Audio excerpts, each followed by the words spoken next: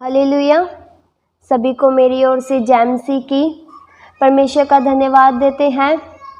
मेरे प्रियो, आज हम मनन करेंगे यूहन्ना 15 का 1 से लेकर 4 तक, और इसमें ऐसा लिखा है, सच्ची दाखलता मैं हूँ। मेरे प्रियो, आज हम सच्ची दाखलता के विषय में ही मनन करेंगे। मेरे प्रियो, वचन में लिखा है, सच्ची दाखलता मैं हूँ और मेरा पिता किसान है, और जो डाली मुझ में है और नहीं फलती उसे वह काट डालता है।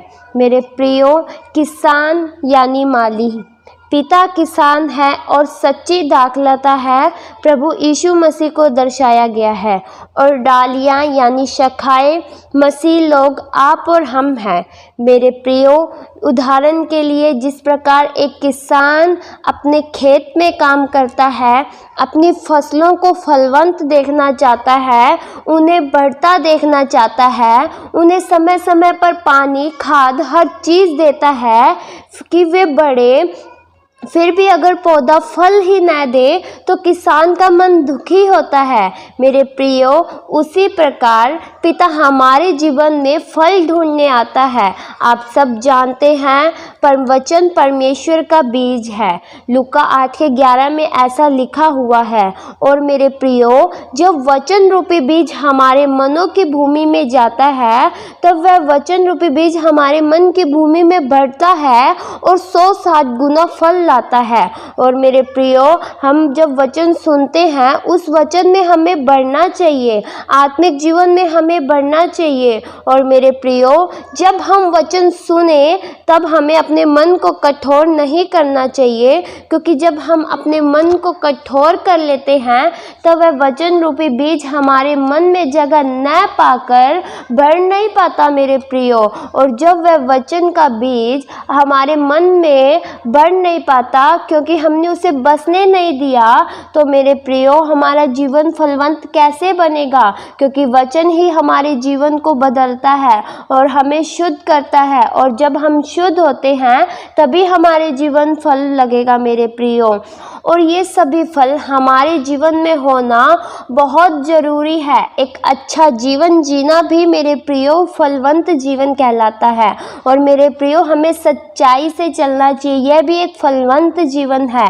मेरे प्रियो, वचन बताता है, सच्ची दाखलता मैं हूँ और मेरा पिता किसान है, और जो डाली मुझ में है और नहीं फलती उसे वह काट डालता है।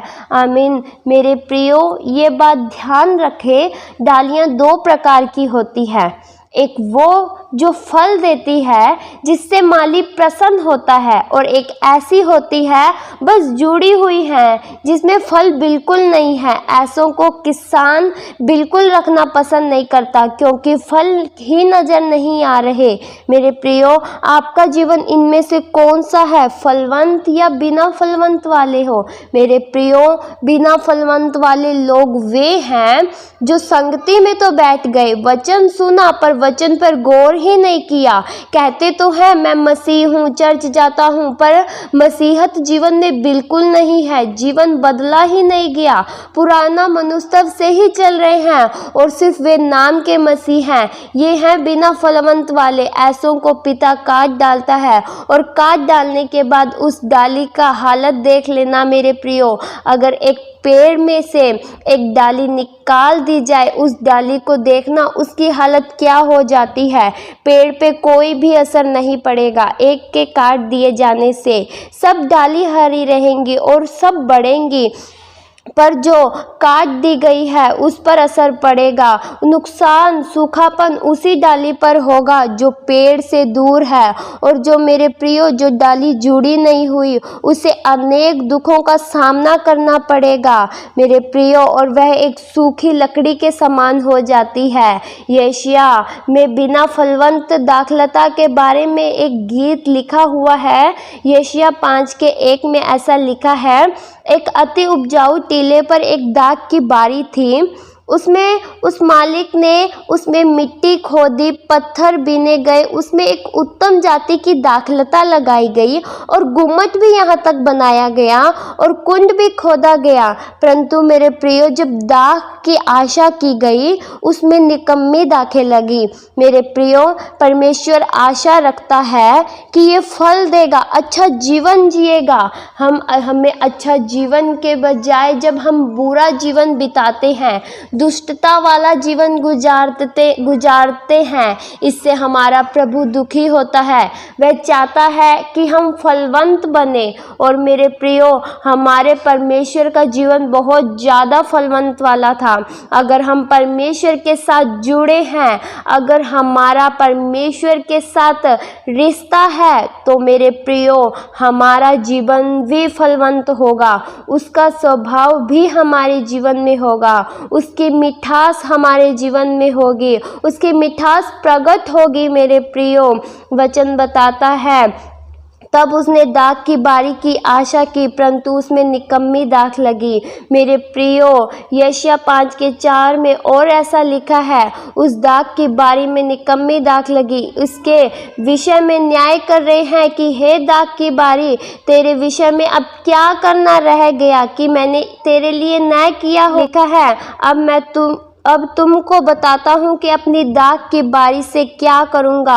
अब उसके कांटे वाले बाड़े को उजाड़ दूंगा।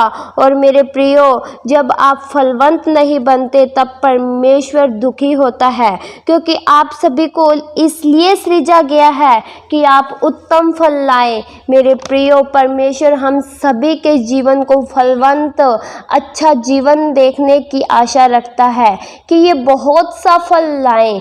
मेरे प्रियो, निकम्मी दाखलता के बजाय परमेश्वर हमें अच्छी दाखलताएं, फलवंत देखना चाहता है। हमारे जीवन रूपी भूमि में हर प्रकार की रुकावटों को वह दूर करता है, बाड़ा बांधता है कि कोई हानि न हो हमें। हमारे जीवन से पत्थर वाला जीवन दूर करता है, एक सरल भूमि हमारे जीवन को बनाता है।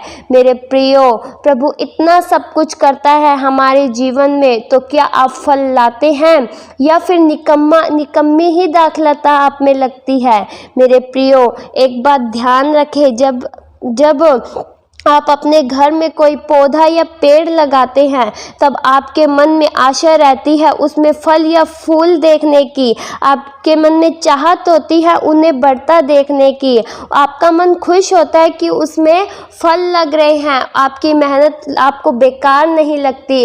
हम और मेरे प्रियो, आप में और हम में यह चीज़ देखकर प्रभु भी खुश होता है कि हमें फल लग रहे हैं। मेरे प्रियो, उसी प्रकार मेरे प्रियो, हमें आत्मिक जीवन में उन्नति करनी चाहिए। हमें अपने जीवन में फल लाने चाहिए, फल से भरा जीवन, भरपूर जीवन जीना चाहिए, एक सच्चाई से भरा जीवन गुजारना चाहिए। इससे मेरे प्रियो, हमारे उस पिता को इतनी खुशी होती है मेरे प्रियो कि मेरी मेहनत भी बेकार नहीं गई, मैंने जो भी इनके लिए किया वो बेकार में नहीं किया।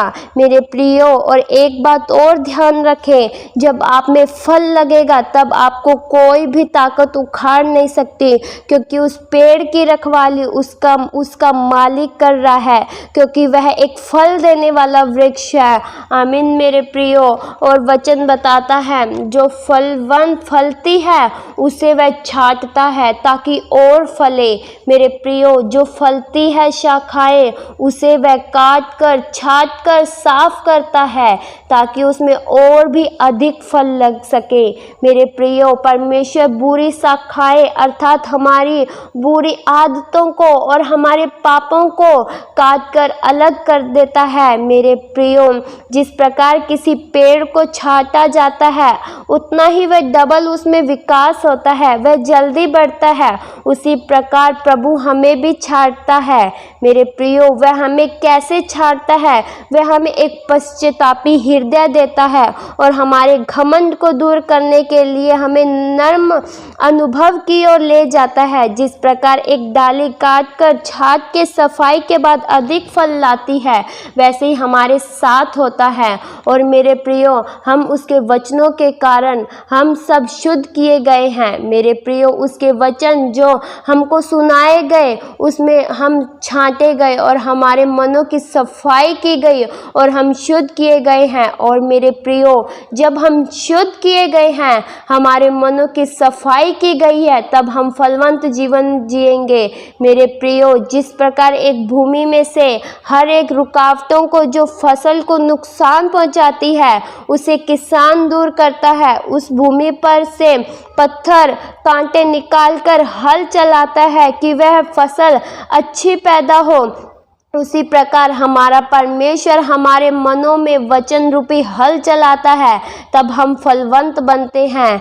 मेरे प्रियो, यूहन्ना 15:4 में और ऐसा लिखा है, तुम मुझ में बने रहो और मैं तुम में। जैसे डाली यदि दाखलता में बनी न रहे तो अपने आप से वह नहीं फल सकती, वैसे ही तुम भी यदि मुझ में बने न रहो तो फल नहीं सकते। आमीन। मेरे प्रियो, हम प्रभु में कैसे बने रह सकते हैं? जब हम उससे प्रेम करते हैं, उसकी आज्ञाएं मानते हैं, उससे प्रार्थना करते हैं और उसकी आराधना करते हैं, तब हम उससे जुड़े होते हैं। जिस प्रकार डाली पेड़ के साथ जुड़ी संयुक्त रहती है, उसी प्रकार हम आत्मिक तौर पर मसीह के साथ जुड़े रहना चाहिए। और जब हम मसीह के साथ जुड़े रहेंगे तो एक जीवित शाखाएं के समान होंगे। इसके साथ ही जिस प्रकार पेड़ से रस डाली शाखाओं में प्रवाहित होकर उन्हें जीवन देता है, उसी प्रकार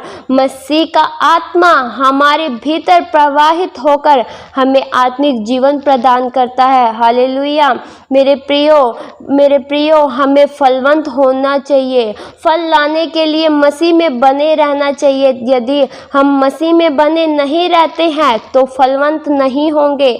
सिर्फ इतना ही नहीं, हम सूख कर मर जाएंगे। मेरे प्रियो, इस बात को कभी न भूलें, पेड़ से अलग हुई डालियों के साथ क्या होता है? वे मर जाती है, उन्हें आग में झोंक दिया जाता है। मेरे प्रियो, हम मसीह के साथ अपने आप को संयोजन में किसी भी प्रकार की बाधा को आने की अनुमति न दे और उससे जुड़े रहे, तभी आपका जीवन फलवंत बन सकेगा। मेरे प्रियो, इस वचन के द्वारा प्रभु आप सभी को आशीष दे। आइए हम आखिरी प्रार्थना करें। हालेलुया। स्वर्गीय आसमानी पिता, हम आपका धन्यवाद देते हैं। पिता, हमारे जीवन को फलवंत बना। पिता, हम आप में बने रहें और आपका वचन हम में बना रहे। पिता, वचन रूपी हल हमारे मनों पर चला, ताकि हमारे जीवन में से हर रुकावटें, हर बुरी बातें जो हमारे आत्मिक जीवन को नुकसान पहुंचाती है, हमें बढ़ने से रोकती है, उसे दूर कर और एक ऐसी डाली बना कि जिसमें फल लग सके, जिसमें भरपूर फल लग सके।